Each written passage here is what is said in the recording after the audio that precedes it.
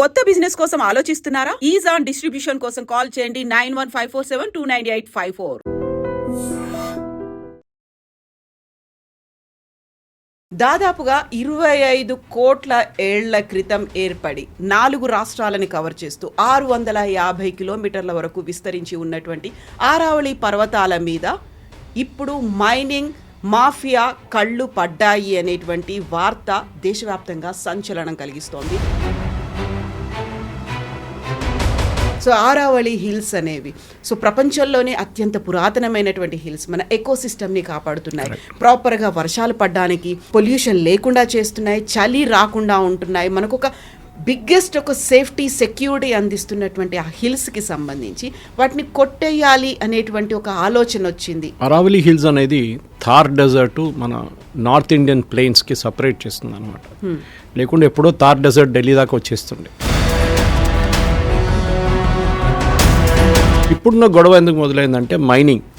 ఈ ప్రాబ్లం ఎక్కడ వస్తుందంటే డెవలప్మెంట్ అనగానే మనం అంటాం మనం ఏం కొట్టకూడదు, ఏం చేయకూడదు అంటే రేపు మీకు కంకర్రాలు కావాలి, లేకుంటే మీకు గన్నేరాలు కావాలి, ఎక్కడి నుంచి తెచ్చుకుంటారు. ఇప్పుడు ఏ పరిస్థితికి వచ్చేసామంటే బొగ్గు మనం ఆస్ట్రేలియా నుంచి, ఇండోనేషియా నుంచి తెచ్చుకుంటున్నాం. మన దగ్గర బొగ్గు లేదని కాదు, కానీ ఇక్కడున్న స్కామ్లు కానీ, ఇక్కడున్న మిగతా మైనింగ్ రైట్స్ ప్రాబ్లం కానీ, ఒరిస్సా వైపు, ఆంధ్ర ఏజెన్సీ వైపు ఉన్న ప్రాబ్లం చూసి బట్ మైనింగ్ అంటే ఇప్పుడు ఆరావళికి సంబంధించి చూస్తే రేర్ మెటల్స్ అనేవి అక్కడ ఉన్నాయి, మనకు కావాల్సినవంతా సర్ప్లస్గా అక్కడ ఉన్నాయి అనేదే కదా తీస్తోంది. కాకపోతే అక్కడ అన్కంట్రోల్డ్గా మాఫియా అనేది రాబోతోంది, మైనింగ్ మాఫియా చేతిలోకి వెళ్ళబోతున్నాయి, మొత్తం దాన్ని డిమాలిష్ చేస్తారు అనేదే కదా భయం. కరెక్ట్, అది ఉంటుంది ఎప్పుడైనా, అది ఇప్పుడు కాదు, any time it is always a threat ఉంటుంది వాళ్ళకి. భయం ఎక్కడంటే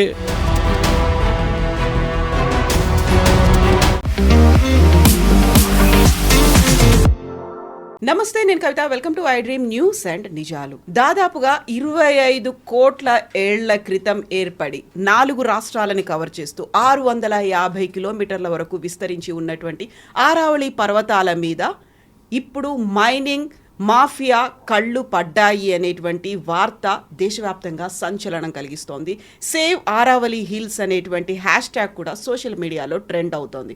కేంద్ర ప్రభుత్వం చేస్తున్నటువంటి అనేక తప్పిదాల్లో ఆరావళి పర్వతాల అంతం అనేది కూడా మరో తప్పిదంగా మారబోతోంది అనేటువంటి నిరసనలు ఎందుకని వినిపిస్తున్నాయి, ఎందుకని ఆరావళి గురించి అంతలా మనం మాట్లాడుకుంటున్నాం. మనతో పాటుగా ఉన్నారు సీనియర్ జర్నలిస్ట్ సురేష్ కొచతిల్ గారు. సార్ నమస్తే. సో ఆరావళి హిల్స్ అనేవి ప్రపంచంలోనే అత్యంత పురాతనమైనటువంటి హిల్స్ మన ఎకోసిస్టమ్ని కాపాడుతున్నాయి. ప్రాపర్గా వర్షాలు పడడానికి, ఆ తర్వాత పొల్యూషన్ లేకుండా చేస్తున్నాయి, చలి రాకుండా ఉంటున్నాయి. మనకు ఒక బిగ్గెస్ట్ ఒక సేఫ్టీ సెక్యూరిటీ అందిస్తున్నటువంటి ఆ హిల్స్కి సంబంధించి వాటిని కొట్టేయాలి అనేటువంటి ఒక ఆలోచన వచ్చింది. బట్ వాటిని మనం సేవ్ చేసుకోవాలి. ఈ నినాదం ఎందుకని వినిపిస్తోంది? అరావళి హిల్స్ అనేది థార్ డెజర్ట్ మన నార్త్ ఇండియన్ ప్లెయిన్స్కి సపరేట్ చేస్తుంది అనమాట. లేకుంటే ఎప్పుడో థార్ డెజర్ట్ ఢిల్లీ దాకా వచ్చేస్తుండే. It's like a natural boundary. As much as Sahyadris separate చేస్తున్నట్లని హిమాలయాలేమో హిమాలయ నుంచి ఇటువైపు ఉత్తరప్రదేశ్, బీహార్ వైపు వచ్చే ప్లెయిన్స్, హిమాచల్ వైపు వచ్చే ఆ మౌంటైన్ రేంజెస్ ఉన్నా కానీ ఇటువైపు అరావళి ఈజ్ వెరీ ఇంపార్టెంట్. ఇప్పుడున్న గొడవ ఎందుకు మొదలైందంటే మైనింగ్. ఈ ప్రాబ్లం ఎక్కడ వస్తుందంటే డెవలప్మెంట్ అనగానే మనం అంటాం మనం ఏం కొట్టకూడదు, ఏం చేయకూడదు అంటే రేపు మీకు కంకర్రాలు కావాలి, లేకుంటే మీకు గన్నేరాలు కావాలి, ఎక్కడి నుంచి తెచ్చుకుంటారు. You have to get it from somewhere. ఇప్పుడు ఏ పరిస్థితికి వచ్చేసామంటే బొగ్గు మనం ఆస్ట్రేలియా నుంచి, ఇండోనేషియా నుంచి తెచ్చుకుంటున్నాం. మన దగ్గర బొగ్గు లేదని కాదు, కానీ ఇక్కడున్న స్కామ్లు కానీ, ఇక్కడున్న మిగతా మైనింగ్ రైట్స్ ప్రాబ్లం కానీ, ఒరిస్సా వైపు, ఆంధ్ర ఏజెన్సీ వైపు ఉన్న ప్రాబ్లం చూసి చాలా మటుకు కంపెనీలు ఎందుకు ఈ లేనిపోయిన తలక బయట నుంచి తెచ్చుకుంటున్నారు. బొగ్గు తెచ్చుకోవచ్చు మీరు, కానీ గ్రానైట్ తెచ్చుకోలేరు కదా. ఆ వెయిట్ మీరు షిప్స్లో తీసుకురాలేరు. దానికోసం మన వైపు నుంచి మైనింగ్ కూడా రెస్పాన్సిబుల్ మైనింగ్ అంటారు. ఇది కేరళలో కూడా ఇదే ప్రాబ్లం ఉంది, వెస్టర్న్ ఘాట్స్లో. ఎందుకంటే అక్కడ ఈకలాజికలీ కూడా చాలా సెన్సిటివ్ ఏరియా. మనకు తెలిసిందే కోయినా డ్యామ్ కానీ మిగతా స్ట్రక్చర్స్ అన్ని చూస్తే డ్యాముల దగ్గర ఎప్పుడు ఎర్త్క్వేక్స్ ఎక్కువ ఉంటుంది, భూకంపాలు ఎక్కువ వస్తాయి. దానికి కారణాలు చాలా ఉన్నాయి. వాటర్ బాడీ, ఇంత పెద్ద వాటర్ బాడీని స్టోర్ చేసేటప్పుడు దానికి ఉన్న జియాలజికల్ ఫాల్ట్తోనే చాలా మటుకు భూకంపాలు వస్తాయని చెప్తుంటారు. కానీ ఇక్కడ జరుగుతుంది ఏంటంటే ఇక్కడ డెఫినేషన్ మార్చలేదు యాక్చువల్లీ. రిచర్డ్ మర్ఫీ అనుకుంటా, that his got standard definition 1960 something, ఆయన చేసిన ఒక డెఫినేషన్ ఉంది. ఎనీథింగ్ అబోవ్ 100 మీటర్స్ని ఒక హిల్స్గా కన్సిడర్ చేస్తారు. ఓకే, దానికన్నా తక్కువ ఉన్న దాన్ని హిల్స్గా కన్సిడర్ చేయరు. అదొక డెఫినేషన్, స్టాండర్డ్ డెఫినేషన్.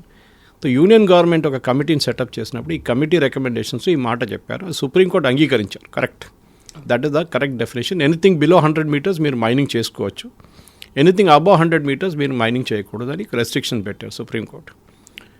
ఇప్పుడు కాంగ్రెస్ వాళ్ళు క్యాంపెయినింగ్ నడిపిస్తున్నారంటే బీజేపీ వాళ్ళు మొత్తం కొండలన్నీ అరావళి మొత్తం కొట్టిస్తున్నారని చెప్పి, కానీ భూపేంద్ర యాదవ్ గారు కన్సర్న్ మినిస్టర్ దాని గురించి ఒక డీటెయిల్ స్టేట్మెంట్ కూడా ఇచ్చారు.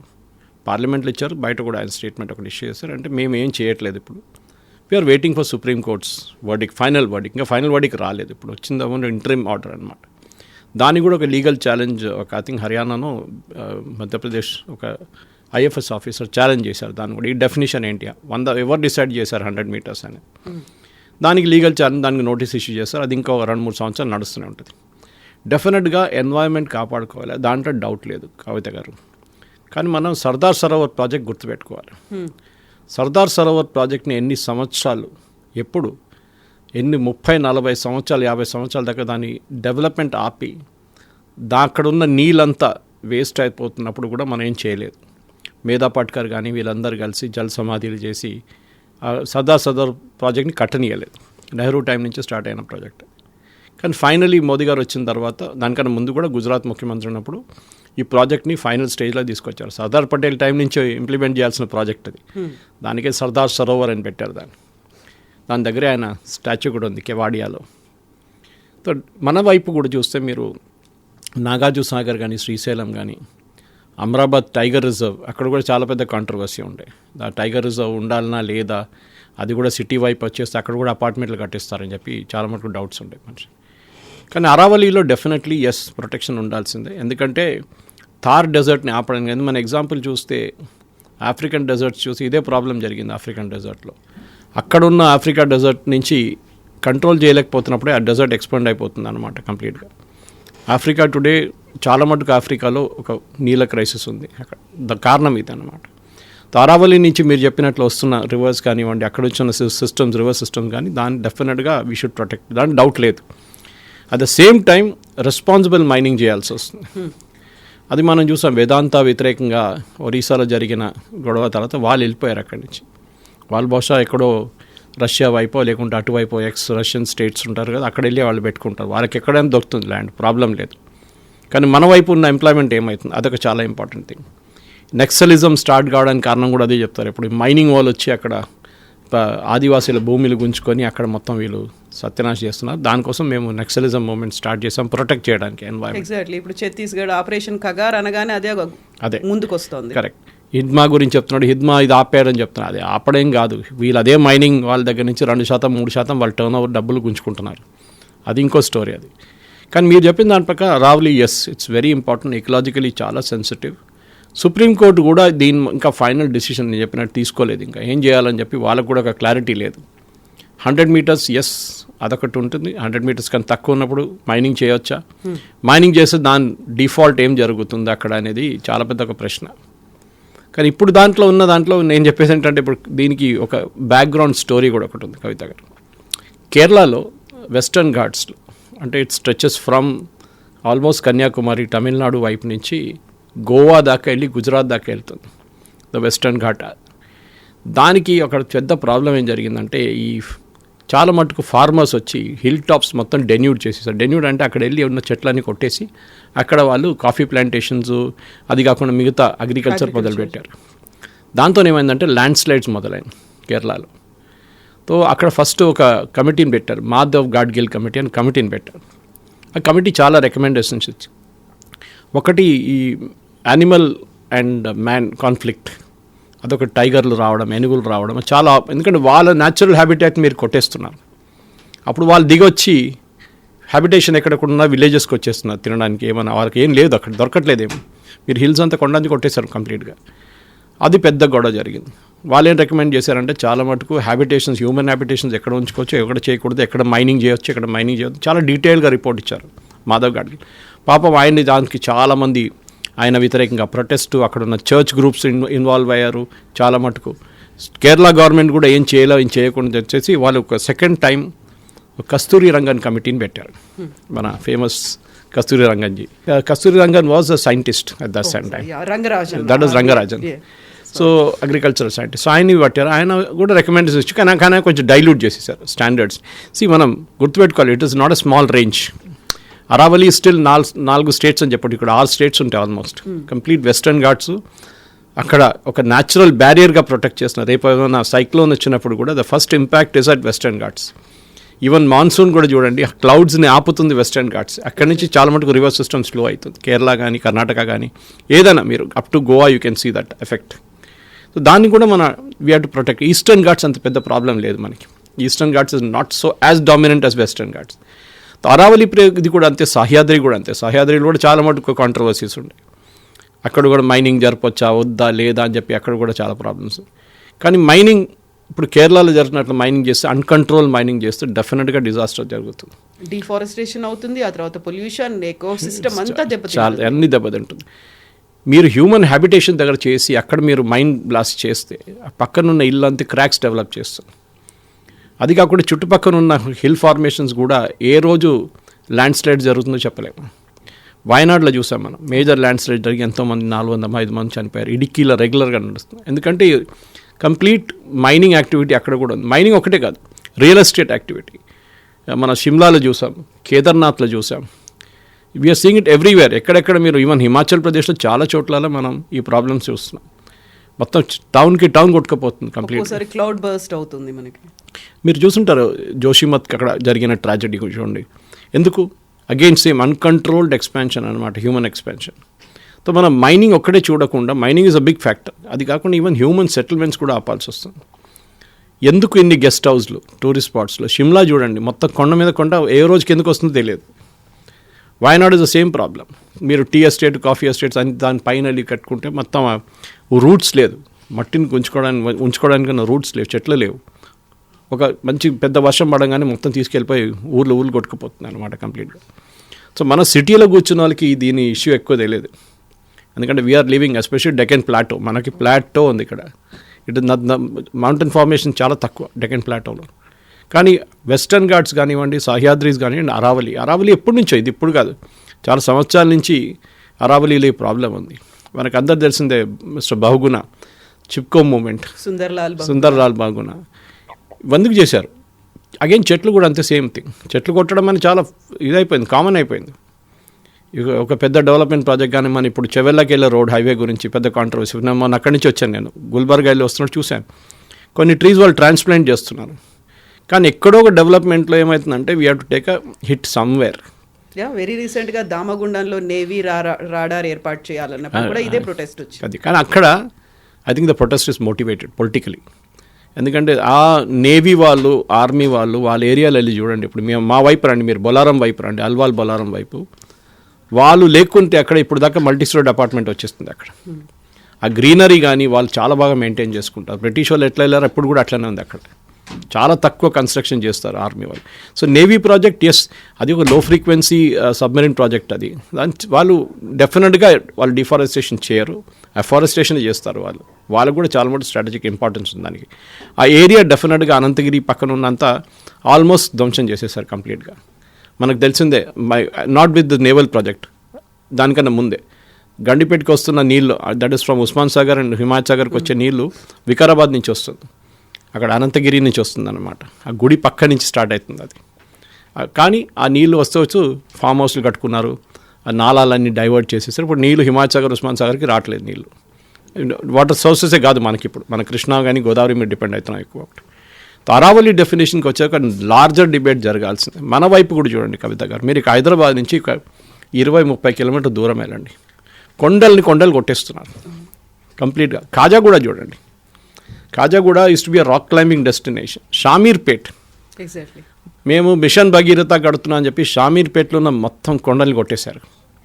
కట్టారా? కట్టలేదు. రిజర్వాయర్ కూడా కట్టలేదు. అక్కడ ఉన్న ఒక గుడి ఉందని చెప్పి చాలా మటుకు హ్యాపీ పెట్టారు, లేకుంటే అది కూడా పోతుండే. ఒక వెంకటేశ్వర గుడి ఉంది షామీర్పేటలో పైన. ఎందుకు? సిటీ ఎక్స్పాన్షన్, రియల్ ఎస్టేట్ అనేది ఒకటి ఇక్కడ వచ్చింది. లేదు, షామీర్పేటలో ఆలోచించండి, అట్లాంటి rocks it form millions of years ago. ఖాజా కూడా అంతే.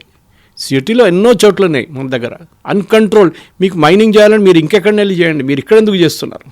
బట్ మైనింగ్ అంటే ఇప్పుడు అరవల్లికి సంబంధించి చూస్తే రేర్ మెటల్స్ అనేవి అక్కడ ఉన్నాయి, మనకు కావాల్సినవంతా సర్ప్లస్గా అక్కడ ఉన్నాయి అనేదే కదా తీస్తోంది. కాకపోతే అక్కడ అన్కంట్రోల్డ్గా మాఫియా అనేది రాబోతోంది, మైనింగ్ మాఫియా చేతిలోకి వెళ్ళబోతున్నాయి, మొత్తం దాన్ని డిమాలిష్ చేస్తారు అనేదే కదా భయం. కరెక్ట్, అది ఉంటుంది ఎప్పుడైనా, అది ఇప్పుడు కాదు, any time it is always a threat ఉంటుంది వాళ్ళకి. భయం ఎక్కడ అంటే మన హిస్టరీకి వెళ్తే మనం ఎట్లా బిహేవ్ చేసాం చూస్తే, మనం సింగరేణి నుంచి మన ధన్బాద్ దాకా వెళ్తే, ధన్బాద్ చూడండి బీహార్లో, అంటే సింగరేణిలో మాఫియా ప్రాబ్లం లేదు, బీహార్లో ధన్బాద్ కానీ ఆ ఏరియా మొత్తం ఒక మాఫియా చేతిలో ఉంది. ఇప్పుడు కూడా చాలా మటుకు తగ్గింది అనుకోండి, కానీ even now it is there. Coal mafia అనేది స్మగ్లింగ్ మాఫియా. మీరు రాయ్పూర్ ఎయిర్పోర్ట్లో దిగి కోర్బా వైపు power plant, NTPC power plant నేను 2-3 సార్లు వెళ్ళాను, అక్కడ గెస్ట్ లెక్చర్కి వెళ్ళాను. అక్కడ ఆ వెళ్తున్న రూట్లో మొత్తం ట్రక్లు కనిపిస్తాయి మీకు, అది కూడా రాత్రిపూట, అన్ని స్మగ్లింగ్, కోల్ స్మగ్లింగ్ నడుస్తుంటాయి అక్కడ కూడా. ఈ మాఫియా అనేది వాళ్ళకి ఏంటంటే వాళ్ళకి డబ్బులు సంపాదించారు ఎట్లయినా. వాళ్ళ దగ్గర ఉన్న కాంట్రాక్ట్ టైంలో ఆ 10 సంవత్సరాలు 15 సంవత్సరాలు లీజ్లో తీసుకున్న టైంలో వాళ్ళు మొత్తం ఫినిష్ చేస్తే ఏం మిగలదు అనమాట. ఇది ప్రతి దగ్గర మీరు చెప్పిన రేర్ ఎర్త్స్, ఫర్ ఎగ్జాంపుల్ లదాఖ్లో రేర్ ఎర్త్స్ ఉన్నాయి, పాకిస్తాన్ వైపు గిల్గిట్ బాల్టిస్తాన్ అటువైపు ఉంది, అమెరికా అక్కడే ఎక్స్ప్లాయిట్ చేస్తున్నారు. ఇటువైపు మయన్మార్, నార్దర్న్ మయన్మార్లో రఖీన్ ఏరియాలో రేర్ ఎర్త్స్ ఉంది.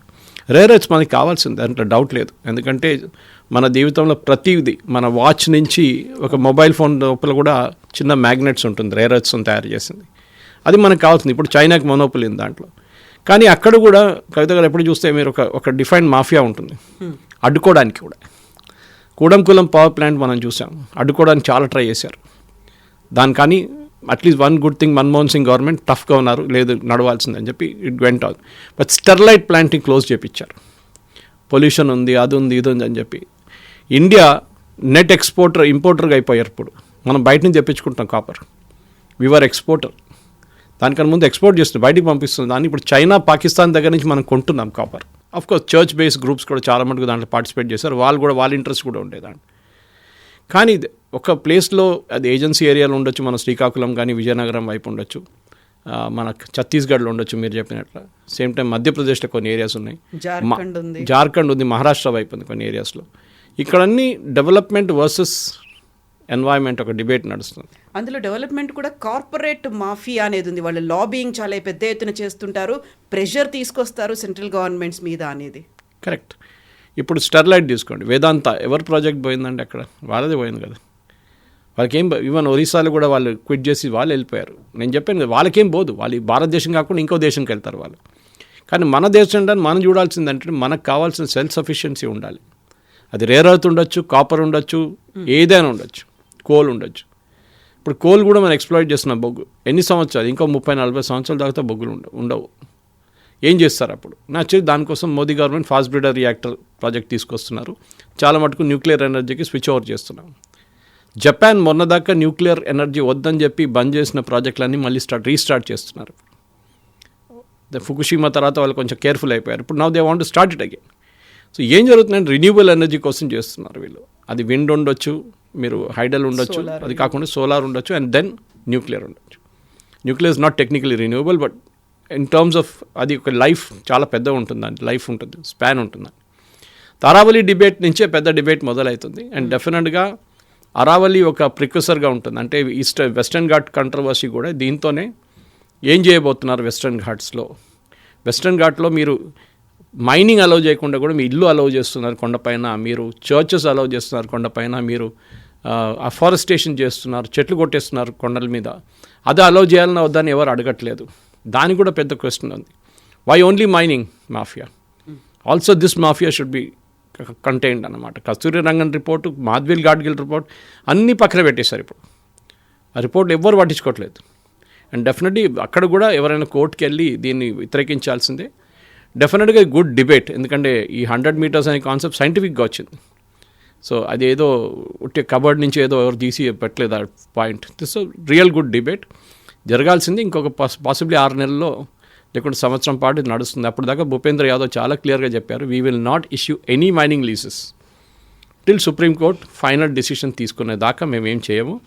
కాంగ్రెస్ వాళ్ళు ఒక నెగటివ్ క్యాంపెయిన్ నడిపిస్తున్నారు. Not even 1% of the entire area today is under exactly mining. 1.44 lakh square కిలోమీటర్స్లో 0.19% మాత్రమే. కాకపోతే అక్కడే ఆన్సరబుల్గా ఉన్నారా, వాళ్ళు చెప్పిన దాన్ని ఖచ్చితంగా ఫాలో అవుతారా అనేటువంటిది. ఎందుకంటే ఈ ప్రెషర్స్ ఇవన్నీ ఉన్న తర్వాత హూ కంట్రోల్స్ అనేది ఒకటి వస్తుంది. రోజు మానిటర్ చేస్తారా? ముందులాగా ఫిజికల్ మానిటరింగ్ పాసిబుల్ కాదు. ఇప్పుడు మీరు శాటిలైట్ మానిటరింగ్ చేస్తారు చాలా మటుకు. మీరు డెన్యూడ్ అయిన ఏరియా పై నుంచి శాటిలైట్ తీసుకుంటే బిఫోర్ అండ్ ఆఫ్టర్ మీకు చాలా క్లియర్గా కనిపిస్తుంది. అది మీరు గండిపేట తీసుకోండి, ఉస్మాన్ సాగర్ పాతది 30 సంవత్సరాల ముందు ఇస్రో తీసుకున్న పిక్చర్స్, ఇప్పుడు తీసుకున్న పిక్చర్స్ చూడండి, మన చెరువులు చూడండి, అన్నీ అదే సంగతి. ఎవ్రీథింగ్ ఈజ్ గ్రాబ్డ్, చిన్నగా అయిపోతుంది. అక్కడేమో ఎక్స్పాండ్ అవుతుంది అరావలీలో. So we have to monitoring should be technically, not physically. ఎన్ని స్క్వేర్ కిలోమీటర్సో ఎన్ని మీటర్సో ఈ రోజుకి ఎంత తవ్వుతున్నారు అనేది కాదు. And second, as far as possible public sector అండర్టేకింగ్స్ని ఇన్వాల్వ్ చేయాల్సి వస్తుంది. కానీ వాళ్ళ దగ్గర డబ్బులు ఎక్కువ లేవు. ప్రైవేట్ సెక్టర్ దగ్గర డబ్బులు ఉంటుంది, వాళ్ళు ఎక్స్ప్లాయిట్ చేయడానికి రెడీగా ఉంటారు. ఒక బ్యాలెన్స్ ఉండాలి కవిత గారు. That's what the entire thing boils down to. Environment versus sustainability ఉండాలి ఒకటి, ఎన్వైర్న్మెంట్ వర్సెస్ డెవలప్మెంట్ ఉండాలి. రెండు కావాలి మనకి. ఇది ఎన్వైర్న్మెంట్ చూసుకుంటూ కూర్చో డెవలప్మెంట్ ఎప్పుడు జరగదు. రేపు మనం చెప్పినట్లు కంకరాలు కూడా బయట నుంచి తెప్పించుకోవాల్సి వస్తుంది. ఆ పరిస్థితికి వచ్చేసాం. ఇప్పుడు మన శాండ్ మైనింగ్ చూడండి, చాలా మటుకు మన రివర్స్ని తీస్తున్నారు. దాంతో ఏమవుతుంది, బ్రిడ్జెస్ వీక్ అయిపోతుంది. చాలా మటుకు బ్రిడ్జెస్ మనం చూస్తున్నాం వర్షాకాలంలో పడిపోతుంది, యాక్సిడెంట్ జరుగుతుంది. బ్లేమ్ ఎవరిని చేస్తారు, గవర్నమెంట్ బ్లేమ్ చేస్తారు. కానీ అక్కడ దాని నుంచి ఇసుక తీసుకెళ్తున్నారు ఎవరు? క్వాలిటీ కన్స్ట్రక్షన్ లేదు అనేది వస్తుంది అక్కడ. కేరళలో మా దగ్గర భారతపుర అని చెప్పి it's a big river that flows into the sea from the mountains. ఆ రివర్లో ఎన్నో సంవత్సరాల నుంచి ఇసుక తీసి ఇప్పుడు ఆ రివర్ కోర్సే మార్చేసింది. ఒకవైపు వెళ్ళిపోయింది అది కంప్లీట్గా. ఇప్పుడు అక్కడ ఇసుక లేదు, ఏం లేదు అక్కడ. వైల్డ్ గ్రోత్ వచ్చేసింది. ఆ రివర్ని కంట్రోల్ చేయలేకపోతున్నారు.